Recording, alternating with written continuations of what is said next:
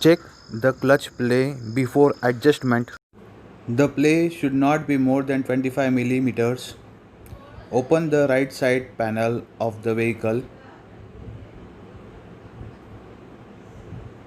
Loose the clutch cable and the nuts. Adjust the clutch nut as per requirement and lock the nut. Check the clutch play. Lock tightly the lock nut of the clutch cable